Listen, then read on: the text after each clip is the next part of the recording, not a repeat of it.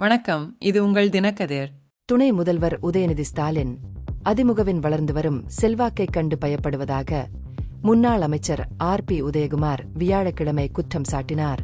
இந்த பயத்தை மறைக்க உதயநிதி அதிமுக பொதுச் செயலாளரும் முன்னாள் முதலமைச்சருமான எடப்பாடி கே. பழனிசாமியை கேலி செய்ததாக அவர் கூறினார். சென்னையில் நடந்த திமுக கூட்டத்தில் துணை முதல்வர் பழனிசாமி நீண்ட காலம் வாழ வாழ்த்தியதை கிண்டலாக உதயநிதி கூறியதை ஒரு வீடியோ அறிக்கையில் உதயகுமார் குறிப்பிட்டார். இதுபோன்ற கருத்துக்கள் ஒரு தலைவருக்கு தகாதவை என்றும் அரசியலில் உதயநிதியின் முதிர்ச்சியின்மையை வெளிப்படுத்துவதாகவும் உதயகுமார் கூறினார். மேலும் உதயநிதியின் அரசியல் அடையாளம் அவரது தந்தை முதல்வர் மு.க. ஸ்டாலின் மற்றும் அவரது தாத்தா முன்னாள் முதலமைச்சர் மு.க. கருணாநிதியை மட்டுமே சார்ந்துள்ளது என்றும் அவர் விமர்சித்தார். கட்சியை கட்டியெழுப்புவதில் மூத்த திமுக தலைவர்கள் செய்யும் கஷ்டங்கள் மற்றும் தியாகங்கள் குறித்து துணை முதல்வருக்கு எந்த புரிதலும் இல்லை என்றும் உதயகுமார் கூறினார்.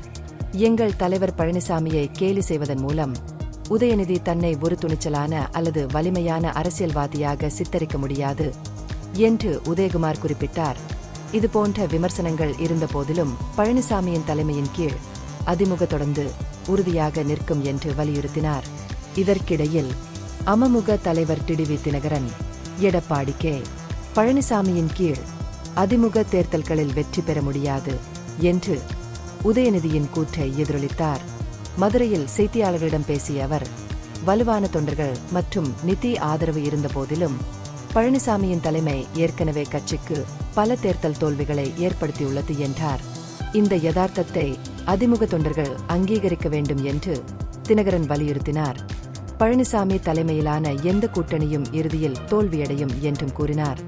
இந்த பகுப்பாய்வு நுண்ணறிவுள்ளதாக கண்டால் முக்கியமான அரசியல் முன்னேற்றங்கள் குறித்த கூடுதல் புதுப்பிப்புகளுக்கு லைக் செய்யவும், ஷேர் செய்யவும், சப்ஸ்கிரைப் செய்யவும். இது உங்கள் தினக்கதிர். நன்றி.